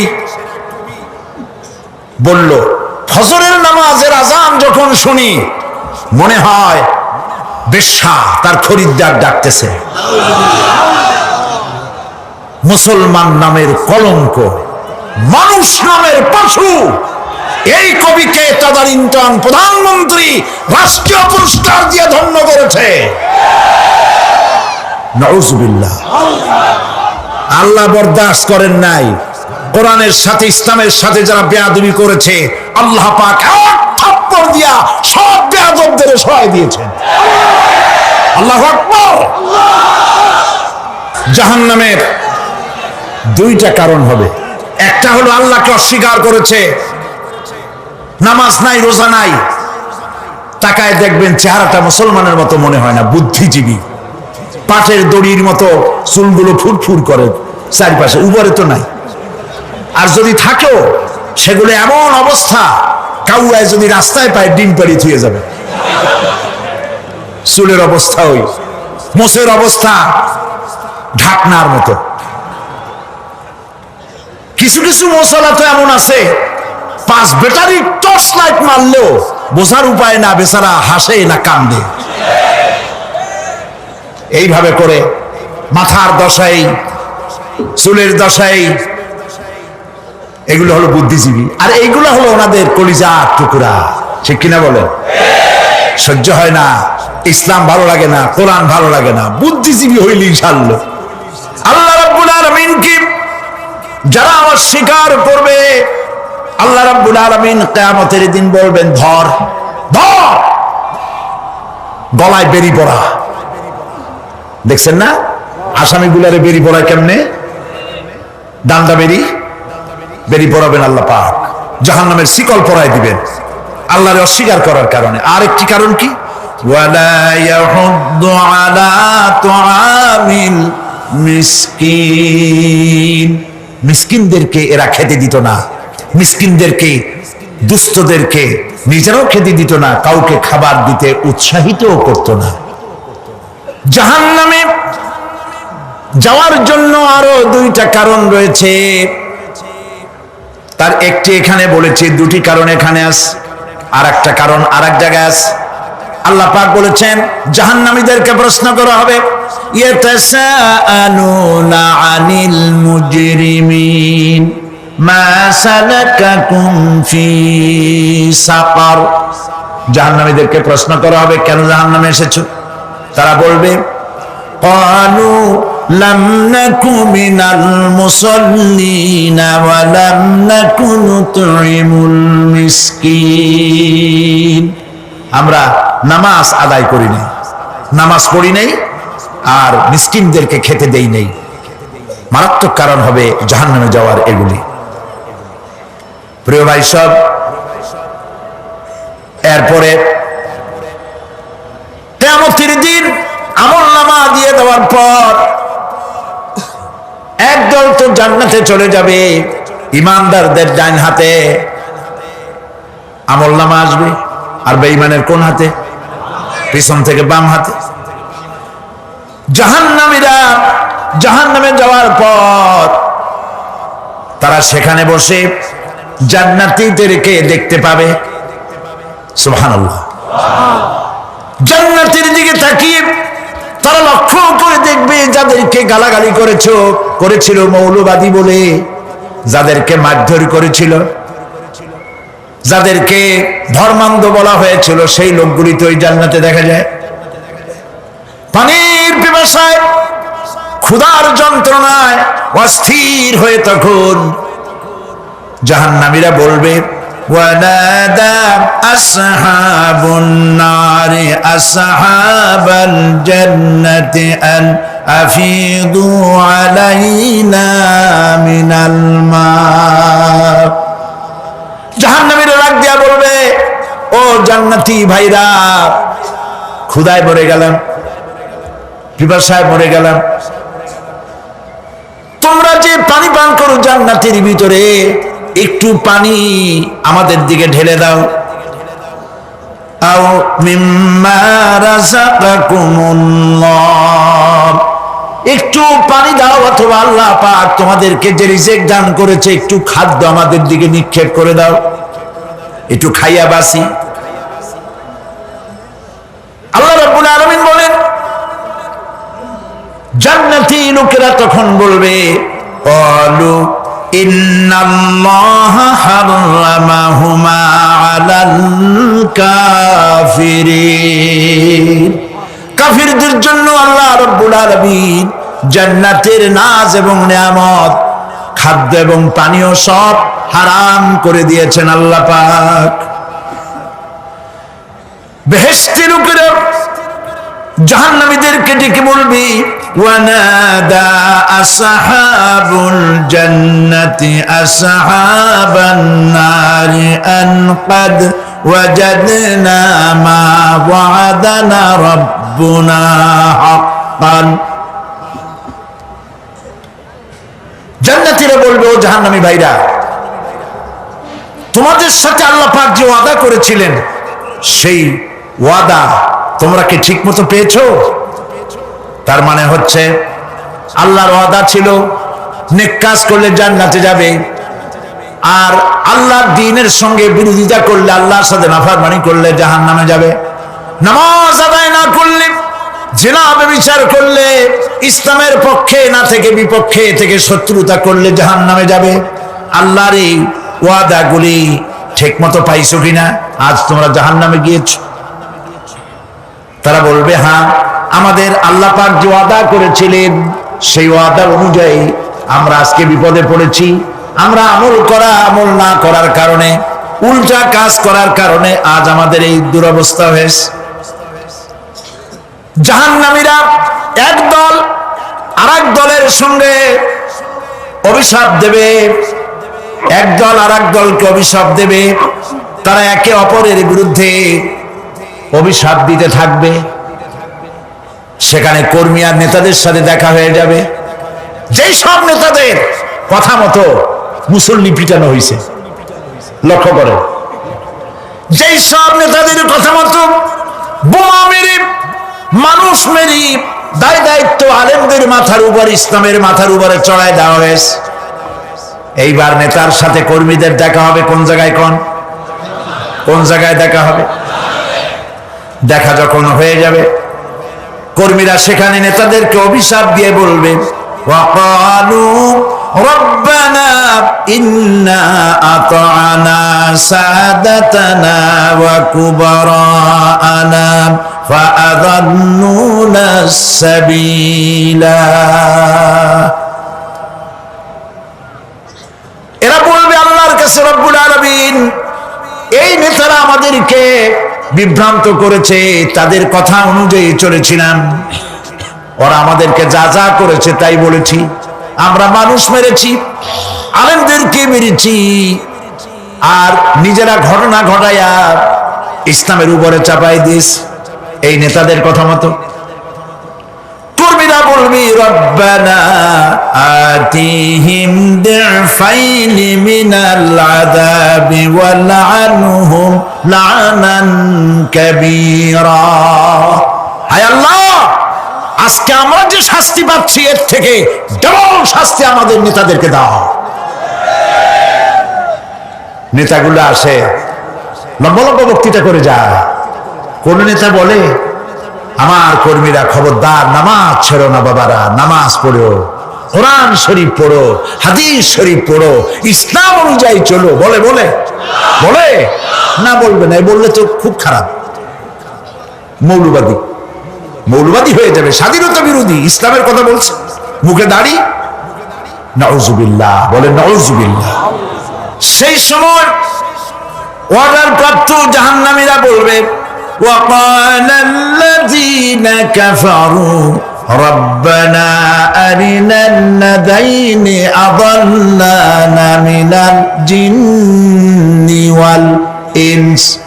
কাফেররা তারা বলবে, আয় আল্লাহ, কে আমাদেরকে গোমরাহ করেছিল, তোমার দ্বীনের রাস্তা থেকে কারা সরায় দিয়েছিল, জেনেদের মধ্যে, মানুষের মধ্যে একটু দেখায় দাও।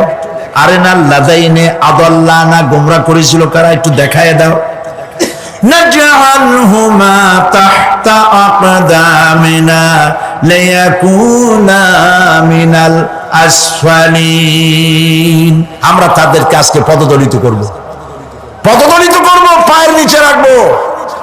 সেদিন কর্মীরা নেতাদের সম্পর্কে এই কথা বলবে।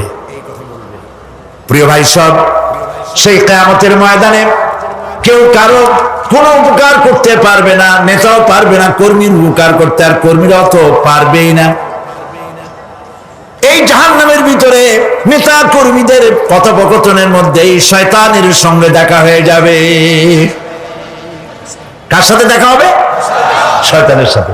এই যে কথাগুলি আমি বলছি, এগুলি গল্প, আমার বানানো কথা?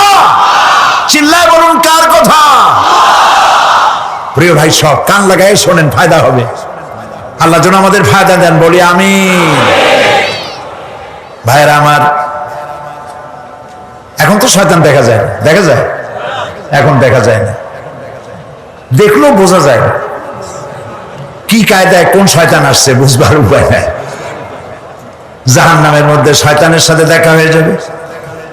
শয়তানের কথা মানুষেরা শোনে, গুনাহ করে নিজে। কবি বলেছেন, क्या हंसी आती है मुझे हजरत इंसान पर, क्या हंसी आती है मुझे हजरत इंसान पर, फेल बत्तू खुद करे और लानत करे शैतान पर। খারাপ কাজ নিজে করে দোষ দেয় শয়তানের।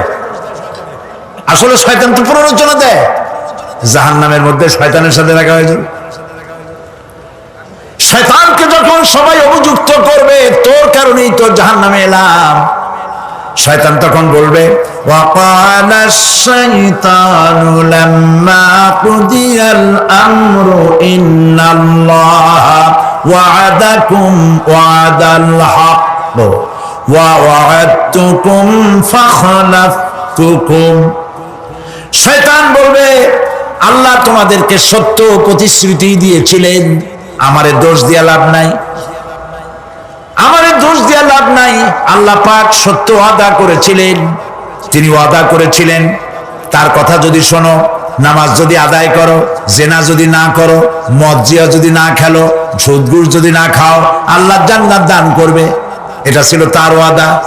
আল্লাহ তার ওয়াদা পালন করে যারা তার হুকুম মেনে চলেছে তাদেরকে জান্নাত দান করেছেন। আর আমার ওয়াদা ছিল ভিন্ন।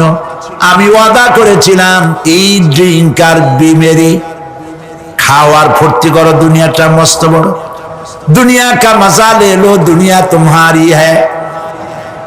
শয়তানের কথা। কার কথা? শয়তানের কথা। শয়তানের কথা মতো শয়তান বলল, আমি বললাম পরকাল নাই, দেয়ার ইজ নো গড। বুদ্ধিজীবী মার্কা কথা। শ্রেষ্ঠ বুদ্ধিজীবী কে? চিল্লায় কোন? আমি অনেকগুলো ওয়াদা করছিলাম, এইটা নাই সেইটা নাই, আল্লাহ রসুলের কথা মানা মানার দরকার নাই।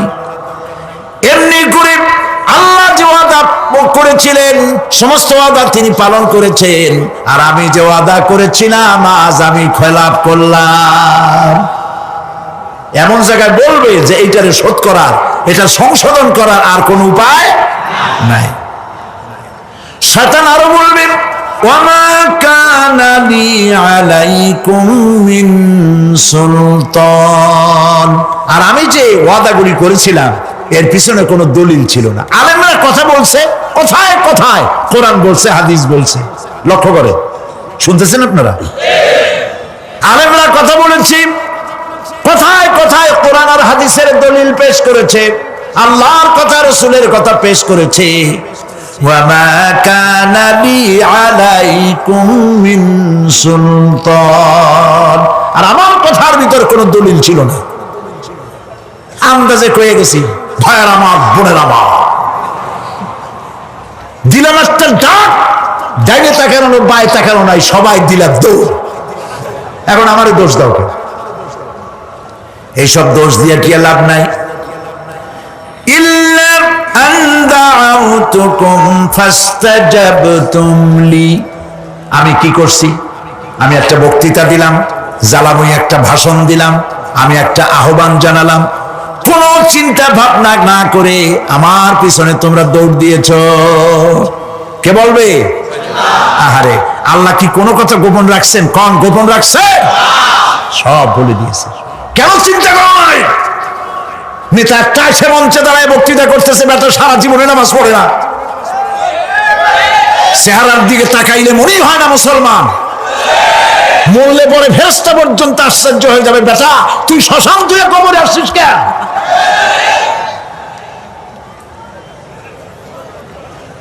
এগুলোর পিছনে দৌড়েছে তোমার ভাই, আমার ভাই, উল্লুক ভাই, ভাল্লুক ভাই। আজিব আজিব, কার পেছনে দৌড়াও? তুমি একটু চিন্তা করে দেখবে না কোন বেটার পিছনে দৌড়াই? শয়তান বলবে, আমি শুধু একটা দাওয়াত দিয়েছিলাম, আমার দাওয়াত, আমি একটা আহ্বান করেছিলাম, কোনো বিবেচনা না করে, আমার চরিত্র, আমার আখলাক না দেখে আমার পেছনে পেছনে দৌড়াইছো। মা আনা বিমুসরিখিকুম ওয়া মা আনতুম বিমুসরিখি।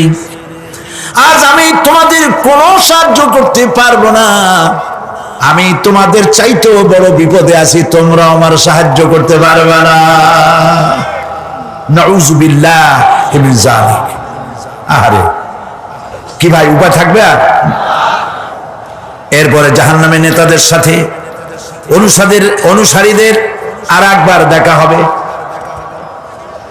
আল্লাহ রাব্বুল আলামিন বলেন, এবার অনুসারীরা নেতাদেরকে ডেকে বলবে, শয়তানের কাছে পাত্তা পাবে না। শয়তান বলবে, যা বেটা, আমার কথা শুনছিলি কেন? আমি নিজেই বিপদে আছি। জাহান্নামীরা এরপরে দেখা হবে, তাদের নিজেদের নেতাদের সঙ্গে দেখা হয়ে যাবে। এই তো বড় বাবাজিরে পাইছি। وقال الضعفاء للذين استكبروا إنا كنا لكم تبعا فهل أنتم مغنون عنا من عذاب الله من شيء। অনুসারীরা সেদিন নেতৃবৃন্দকে বলবে, আমরা তোমাদের অনুগামী ছিলাম। ও নেতারা, যা কইছো তাই শুনছি, যা বলেছো তাই শুনেছি, যারে মারতে বলছো তারে মারছি, সারা রাত তোমাদের কথা মতো ইসলামের বিরোধিতা করছে না? যা বলেছ তাই করেছে। এখন তোমরা কি পারো? আমরা তো অনুসারী ছিলাম। ফাহাল আনতুম মুগনুনা আন্না মিন আযাবিল্লাহি মিন শাই। আজকে দুনিয়াতে এত বাহাদুরি করছো, আজ এই জাহান্নামের ভিতরে একটু আযাব কি কমাই দিতে পারো নাকি? নেতারা বলবে ক্বালু লাউ হাদানাল্লাহু লাহাদাইনাকুম সাওয়াউন আলাইনা আজাজি'না আম সাবারনা মা লানা মিন মাহিস। নেতারা বলবে আল্লাহ যদি আমাদেরকে হেদায়েত করতেন, হেদায়েত দিতেন, আমরাও তোমাদেরকে হেদায়েত দিতাম। আজ ধৈর্য ধরো আর না ধরো, তোমাদের অবস্থা আর আমার অবস্থা সমান সমান। জাহান্নাম ছাড়া আজ আর কোনো গতি নাই, কিচ্ছু করার উপায় নাই, সব সর্বনাশ হয়ে যাবে। খাসিরাত দুনিয়া ওয়াল আখিরাহ যালিকা হুয়াল খুসরানুল মুবিন।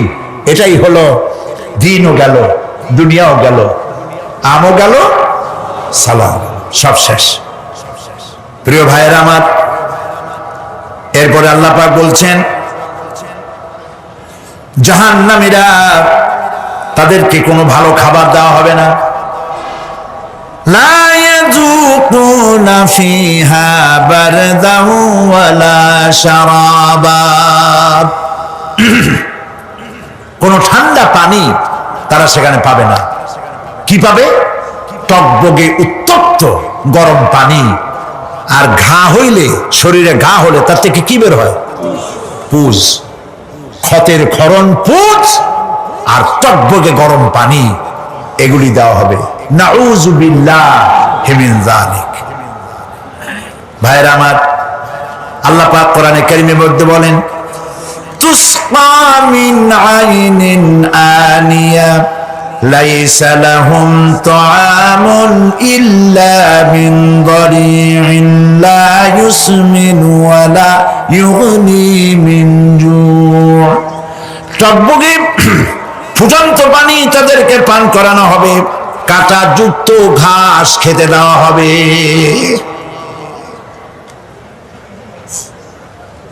এতে করে তাদের ক্ষুধা মিটবে না, দেহেরও কোনো পুষ্টি হবে না, ক্ষুধাও নিবৃত্ত হবে না। এরপরে তাদেরকে জাহান্নামের আগুন দিয়ে তাদের পোশাক বানানো হবে।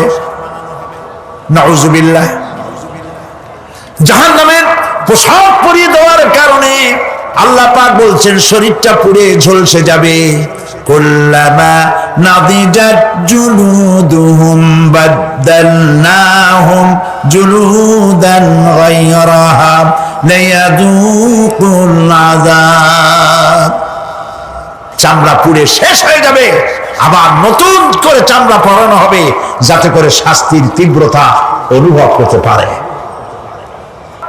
জাহান্নামের আযাব সহ্য করতে না পেরে জাহান্নামীরা সব কিছুর বিনিময় জাহান্নাম থেকে মুক্তি চাইবে। ইয়াওয়াদ্দুল মুজরিমু লাউ ইয়াফতাদি মিন আযাবিন ইয়াওমাইযিন বিবানিহি ওয়া সাহিবাতিহি ওয়া আখিহি।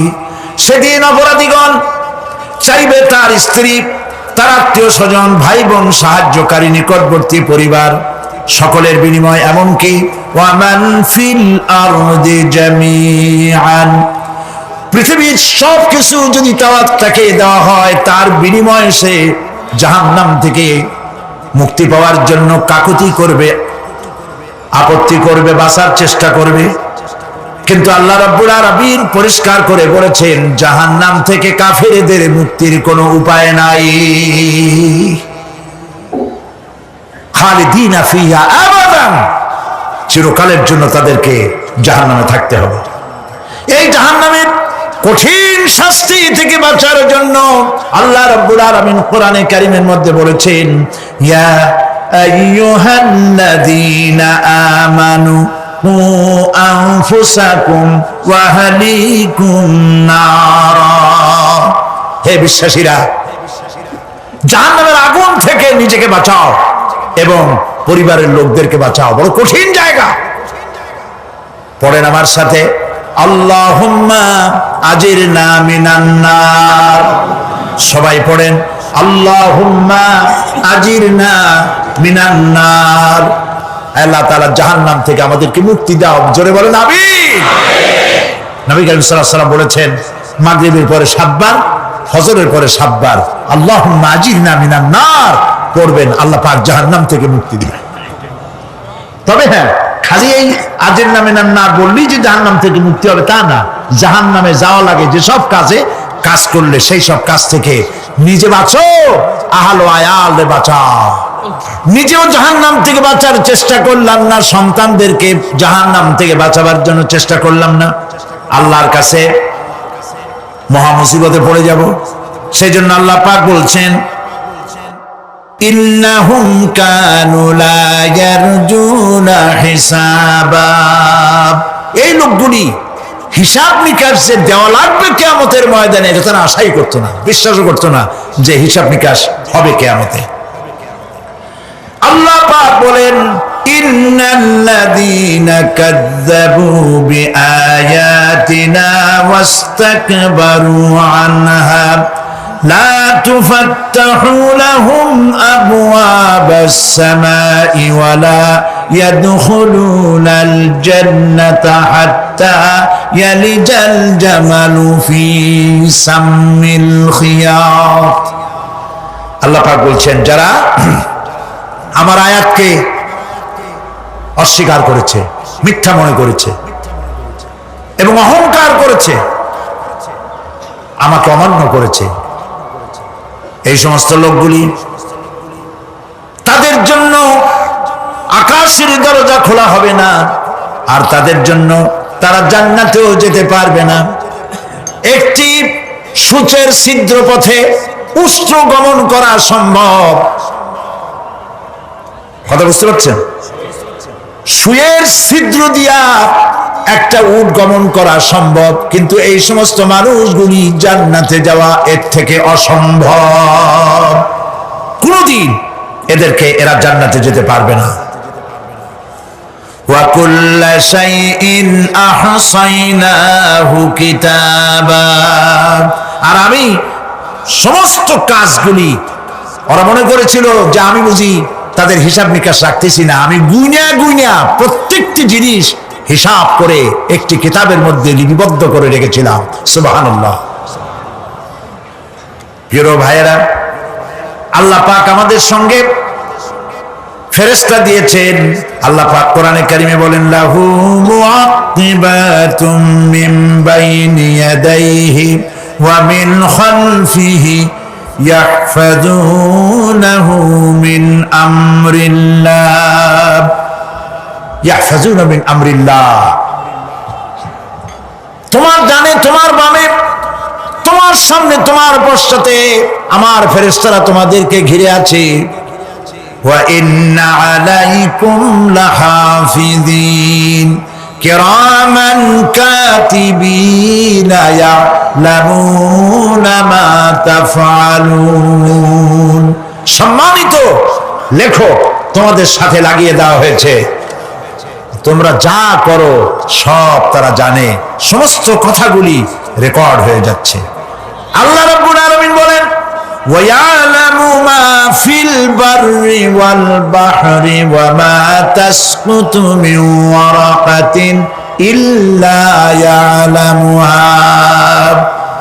আল্লাহ পাক বলছেন, পানির ভিতরে কি হয়, স্থল ভাগে কি হয়, সব আমি জানি।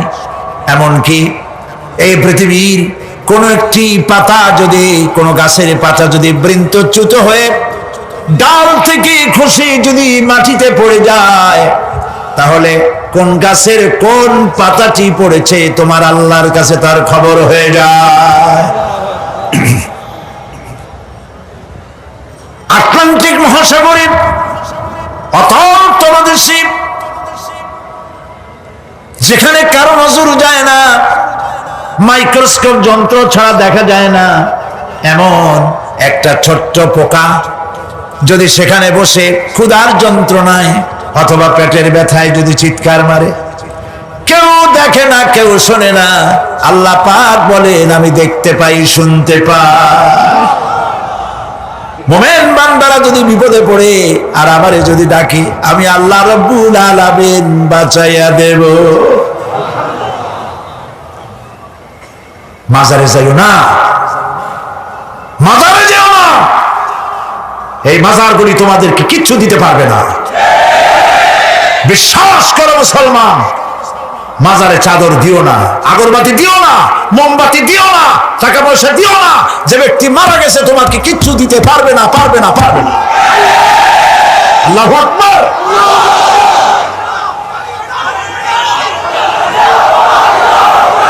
প্রিয় ভাই সব, আল্লাহর ওলিদের মাজার সংরক্ষিত থাকবে, আল্লাহর ওলিদের মাজার সংরক্ষিত থাকবে। আপনি যাইয়া বসছেন কোনো কারণে, সেখানে জিয়ারতের উদ্দেশ্য নয়, কখনোই নয়। যে বসছেন সিলেটে, এখন শাহজালাল রহমতুল্লাহ আলাইহির মাজার জিয়ারত করতে পারেন, কিন্তু নিয়ত করে যাইতে পারবেন না, রাসূলুল্লাহ নিষেধ করেছেন। আল্লাহর নিষেধ, আল্লাহর আদেশ মানা যেমন ফরজ, রাসূলুল্লাহর আদেশ নিষেধ মানা উম্মতের জন্য ফরজ। বাগদাদ গিয়েছেন ব্যবসা উপলক্ষে, বড় বিশ্বের মাজার জিয়ারত করেন, অসুবিধা নেই, কিন্তু এখান থেকে নিয়ত করে বাগদাদে যাইতে পারবেন না মাজার জিয়ারত করার জন্য। আজমির গিয়েছেন কোন কর্ম উপলক্ষে, এবার খাজা মঈনুদ্দিন চিশতি রহমতুল্লাহ আলাইহির মাজার জিয়ারত করতে পারেন, কিন্তু জিয়ারতের উদ্দেশ্য করে যেতে পারবেন না। হাদিসে সুস্পষ্টভাবে নিষেধ করা হয়েছে। কারণটা বলবো, কারণ হলো কলিজার মধ্যে একটা ভয় আর মহব্বত, বিশ্বাস, যিনি শুয়ে আছেন তিনি আমার কথা শুনবেন এবং আমার আশা পূরণ করবেন, এই বিশ্বাস শিরক, শিরক এবং শিরক।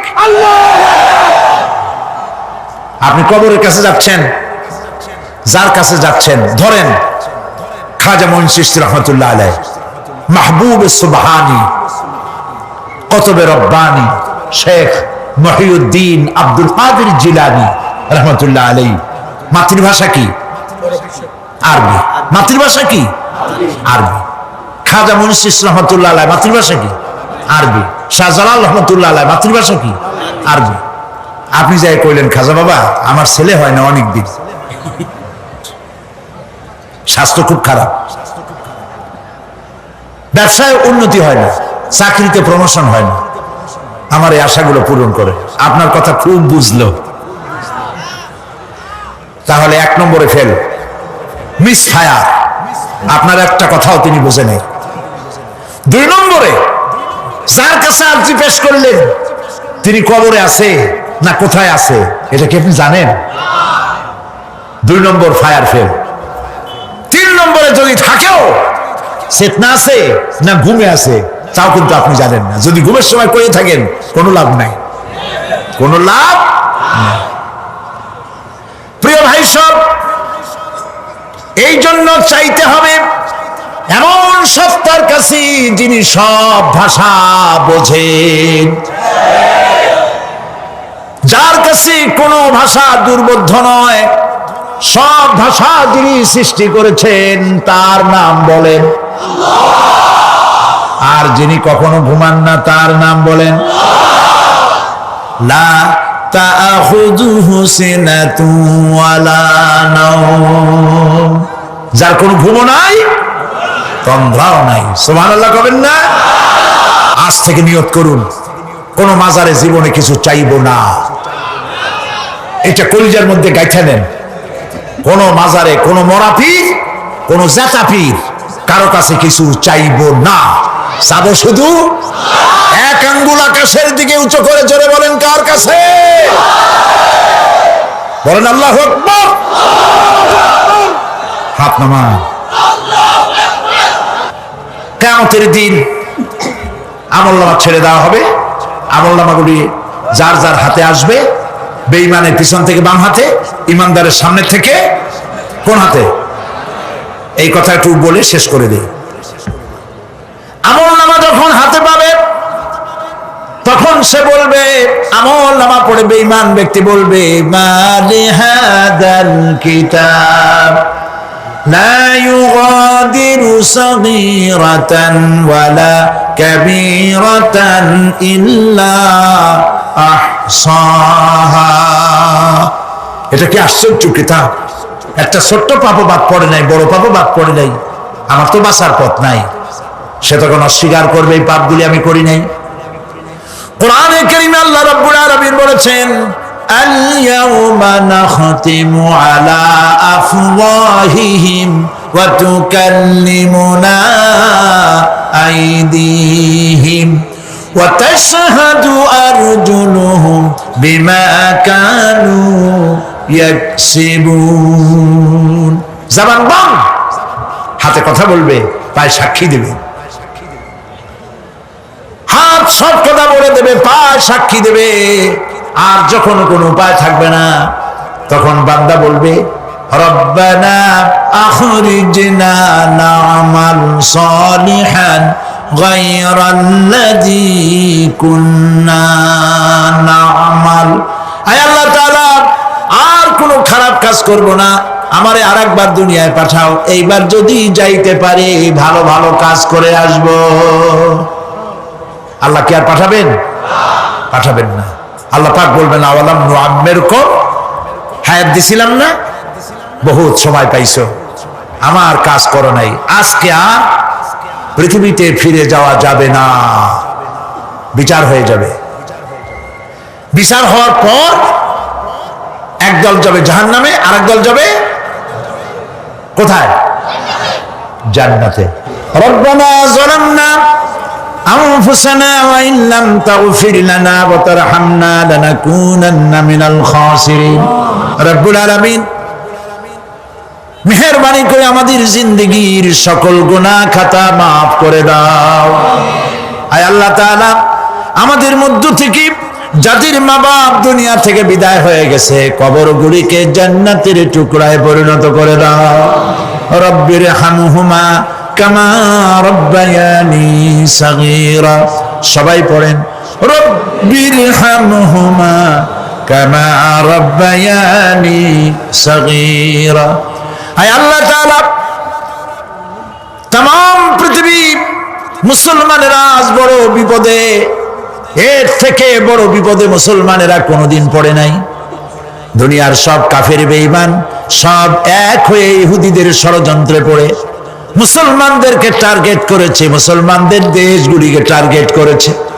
আল্লাহ তাআলা এই সব কাফের বেঈমান ইহুদি খ্রিস্টানদের হাত থেকে পৃথিবীর মুসলমানদেরকে আল্লাহ তুমি রক্ষা করো।